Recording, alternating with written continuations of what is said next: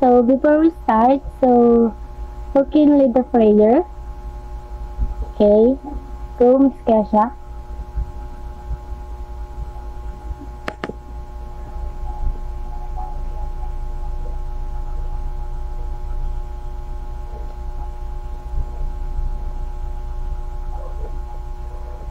Okay, thank you Miss Kesha. So after our prayer, we will have a attendance. So instead for saying present, you will say your favorite food. So alburo, okay, Elise, Leonoria, Tadore, Dodorel, Dalion, Talavera, Cacho, Olivar, Seta, Castardo, Haka, Roblora, Daful, Rosario, Huerto, Gaila, Cavarle, Raginosa, Albero, Domangas, Rapul, Ligaya, Balmaceda, Lopez, Fiscal. Okay? So, lahat naman present. So, we will have a motivation which is Get Me Where I Belong. So, pakikita nyo dun sa PPT na merong mga words. So, may mga picture and words. So, iyaano nyo lang sa akin kung saan ba belong yung picture na yon. So, you will write in the board. Okay? Ituturo ko yung picture, tapos i-ano nyo kung ano ba yun, kung ano sa tingin mo, kung saan sila belong or anong pangalan nila. Okay? So, I will rumble pink. I will random pick the students. So, Cacho, Gaila, Agriñaso, Rapul,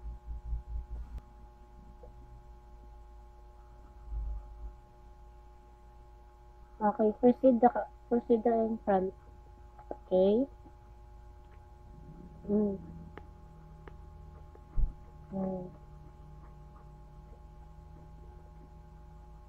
Okay, very good. So, sa mga sinagutan nyo, so, meron kayong idea or may nabuo sa inyo idea kung ano ang topic natin for today's lesson. Yeah. Okay. We'll discuss our classroom rules, which is the respect everyone. So, respect nyo ako at respeto ko rin kayo. Listen carefully. So, makinig kayo mabuti sa mga sinasabi ko dito sa unahan. And raise your hand if you have any questions. So, pag magtatanong kayo sa akin, itaas nyo lang ang inyong mga kamay para kayo naman ang matanong ko or may mga tanong kayo. Always smile. So, syempre, always smile habang tayo ay nag-discuss. Kasi nalaman ko na interesado kayo at masaya kayo na nakikinig kayo sa akin. Okay? So, before we start to our lesson, so, we will have a short activity. So, makikita niyo yung puzzle dyan, word puzzle. So, maghahanap kayo, or word search. Maghahanap kayo nung nasa ibaba na words dun sa puzzle. So, okay. I will call the random students. So, Gaila, De Leon, Castardo, and Haka.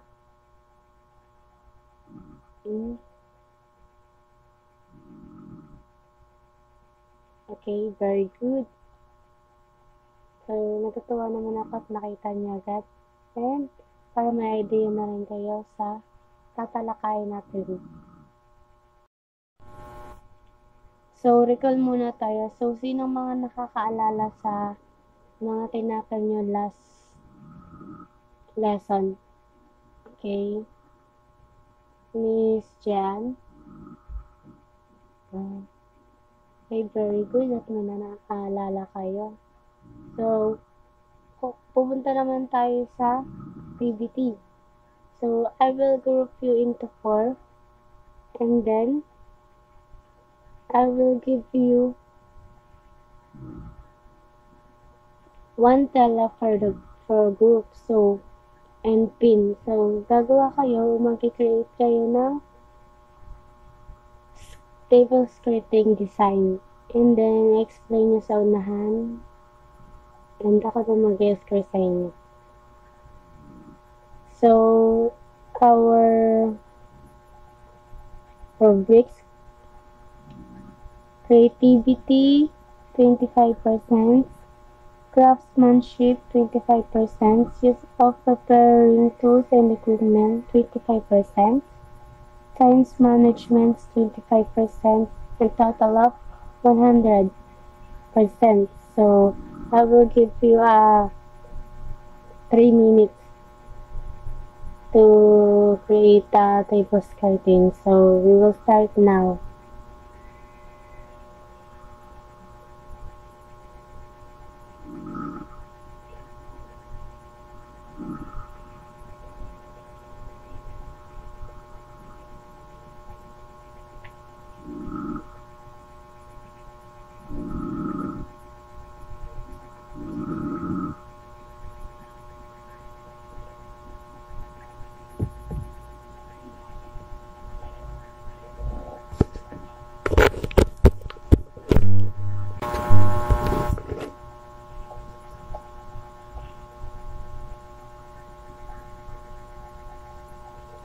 Okay, done. Proceed the group 1. Okay. Group 2.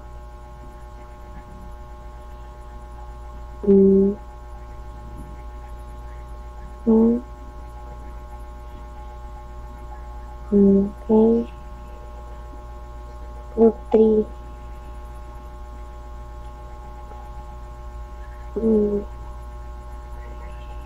Group 4.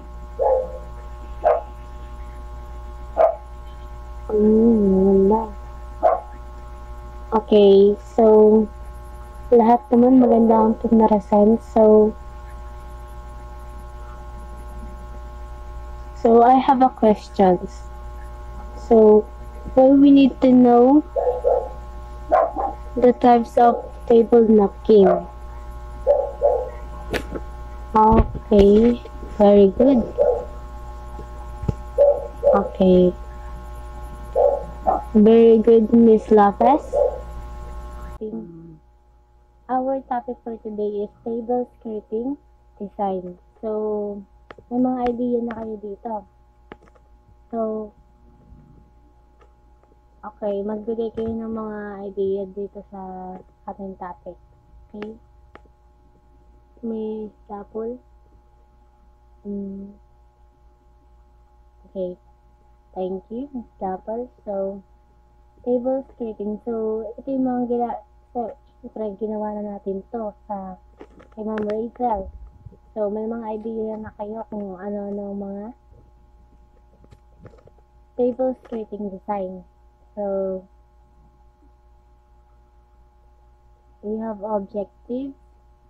By the end of this lesson, the students should be able to identify the different types of table scripting design, understand the table scripting designs and their use, recognize the different types of table skirting design.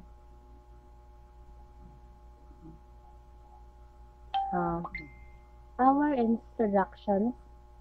The table skirting are used in decorate tables, add elegant and cover the tables themselves, serving in variety of the purpose. These sections provide context and previous tables baseboard design and their procedure. So, ang table skirting daw ay mga ginagamit natin pang cover sa mga table para mas gumanda siya at lalong mas presentable siya tignan. Table skirt, pointers in the table skirting. So, number 1, divide on what design you have going to do in the fits to the occasion. So, magde-design ka ng mga table skirting based on the occasions. So, prepare the needed materials. So, mga kakailanganin natin na materials sa pag-skirting. Clothes, tela, yun yung mga inaano sa table skirting. Yun ang pinakamahalaga. Table skirt, pin, tantax, tapos temple. So, yung temple, yun yung nilalagay dito para siyang shield para pag ginanon mo yung tantax or yung mga pin, hindi ka masasaktan. And then, 3, lay the top, clothes and fasteds with tantax at the edge of the table. Number 4, fold the clothes adequately to straighten in the surface. And number 5, get the front of the table and fold the clothes to the center to get the middle. And 6, start fastening the clothes with pins at the centers within the middle half of the clothes. And number 7, apply the various designs such as, so meron tayong mga example dito.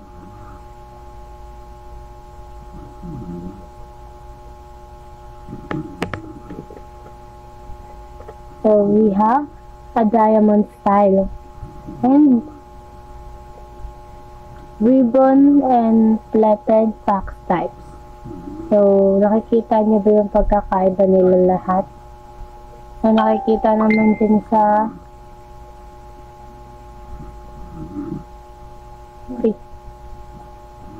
picture.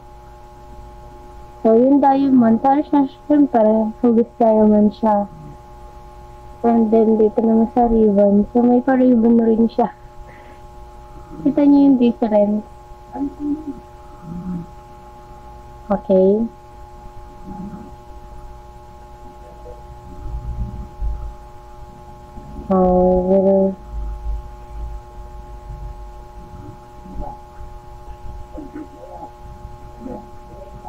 So, and the last one, number 8.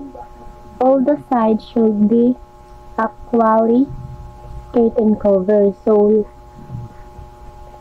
dun sa paligid niya, dapat siya yung naka-cover. Hindi siya yung mag-skirt ka, tapos mayroon ditong space na hindi mo nalagyan. So, ang pangit tignan na hindi dapat ganun. And then, so we have a different kinds of table skirting. So,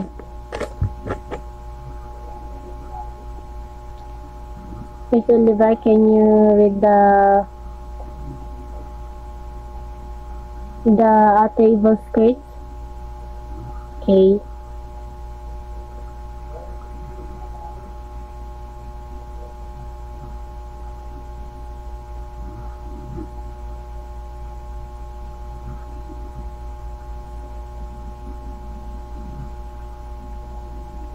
You're inside. Okay.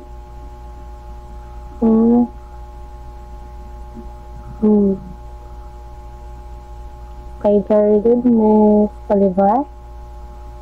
So, sabi ni Miss Oliver, yung table skirt is talagang may iba-ibang mga ng mga table skirting and occasions based on the occasions. So, tama naman yung sinabi ni Miss Oliver.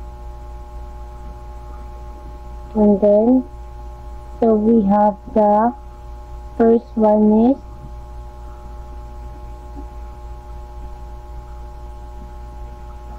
gutter or charrette.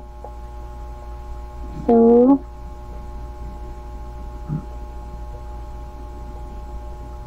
in the picture,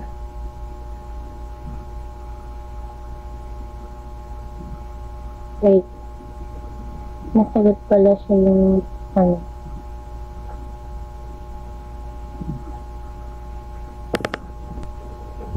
So, the first design of the table skirting, which is the gutter or charrette. So, gutter or flatted the table skirts are popular choice due to their simplicity and affordability. A gutter or ruffles table skirts attracts of fabric that is fastened with spread along the tops of edge to give the skirt additional shapes and tighter light at a rich flow to the table skirt. So, kita naman sa picture, para siya sa pinakagilid ng tables and then sa baba is para siyang paumbok. So, ayan, nag-ano siya ng shape. And then the second one is knife flat. So, a knife flat is a form of tables, a series of narrow shapes crosses in the same directions of knife flat. As a fashion, options to gather the table skirts create smooth, precise lines down the length of the skirt. Knife-flanted table skirts are the classic options that is typical or one less expensive types of table skirting design. So, ang knife-flatted daw is one of the classic options.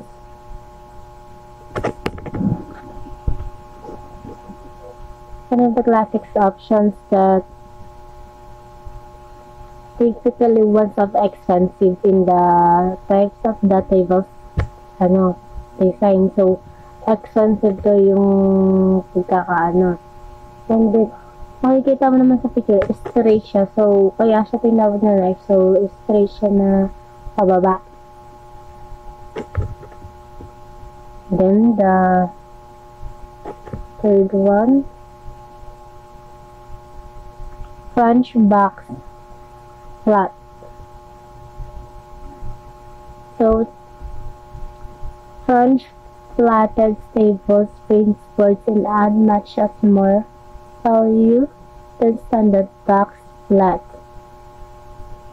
French flats are narrower than regular flats, making the bottoms of the table's edge pitching. French flats go well with both casual and elegant atmosphere. So, makikita mo na maganda siyang tignan, malinis siyang tignan. So, box flat, the flatted table skirt is made up of continuous knife flats. Flatted table skirts are a great choice for the professions, conference, or a business meeting. When the box is full and the table looks neat and unique, so box flat have a more pronounced protrusions than simply knife flat additions, adding volumes, interest in the business or formal tables. So, ang box plato is ito yung mga ginagamit tuwing conference and yung mga ginagamit sa mga business meeting. So, ano daw siya? Para bang mas lalong nagpo-formal yung design or yung atmosphere dahil dun sa table skirting natin. So, mas lalong gumaganda siya. Okay, the next.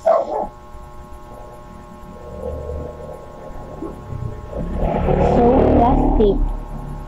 It is a budget and easy of clean art top priorities. Consider the plastics baseboard for your tables. Vinyls fabrics can be assembled with the simple flats or flats. Tunnels table skirts are an economical way to decorate your tables for any occasions. So, ito naman sa any occasions daw, pwede siya sa lahat. Kasi siya, halos, ang plastic kasi daw ay budget siya, mura, and then, easy siya talaga punasan pag may mga mancha-mancha. So, maganda siya gamitin sa mga, pag may mga bata, tapos, magdudungis, mag-aano yung mga ano. So, madali siya linisin. And then the last, fridge. So, the fridge table baseboard is a fun additions to your holiday table. Metallic, woven in raffia fringe. Skirts have many creative use. This is decorative. The variety is an attractive alternative to tables baseboard and serving as a festive wall bundles for the special occasions. Narrative raffle tables based on the perfect and tropical themes events. Raffia decorations serve as a base from the hola tables, tiki bar, or contain the wall decoration. So, may nakakabili tayo nito doon sa mga, ano ba yung mga cortina, yung maliliit na parang hati-hati. So, ganun yung itsura niyang fridge. Kasi nga, so, maganda siya sa mga holiday tables na may metallic woven. So, yun.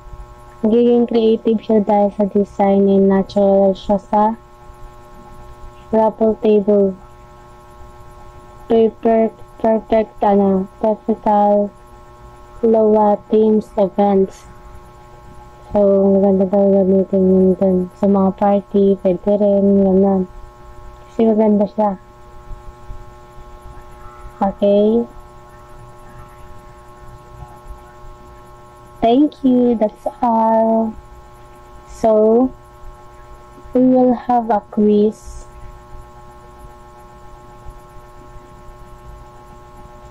So, madali lang to. So, test 1, define the table skirting. Write your answer on the separate answer sheets. So, for percent yan, and 5 points. And then the test is level the following pictures. So, we have 1 to 6. Okay. Makikita nyo naman sa, So, I will give you 2 minutes. Okay, let's start.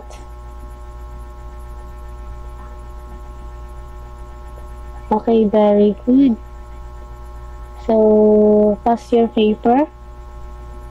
And for your assignments, take a video log of yourselves presenting at least 3 tables creating designs, presenting their use and designs. Make it creative and send to my personal account that the video should be minimum of 3 minutes, not longer than 5 minutes. Submit the table, the video link. Submit the video links in our group chat.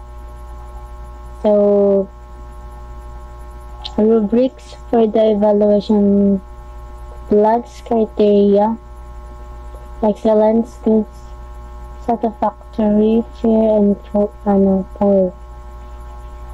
So, content, insightful, engaging, and evaluation. Informative with